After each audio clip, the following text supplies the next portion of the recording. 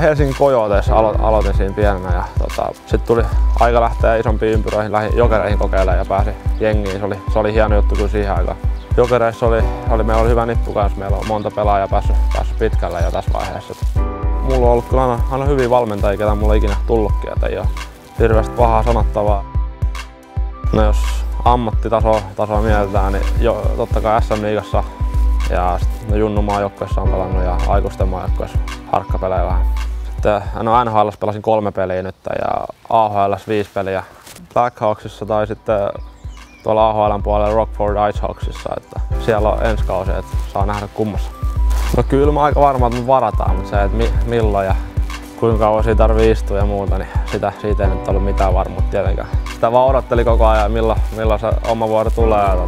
Sitten tuli Chicagon vuoro, niin sitten ne otti mua, että se oli aika hieno kokemus. Kuinka monta tuntia sä treenasit viikossa junnuna? Kyllä mä oon treenannut ainakin melkein joka päivä, 2-3 tuntia päivässä sitten aina. Että vähän joka lajikin, että ei aina jääkiekkoakaan. Sälibändiä, fudista ja vähän kaikkea.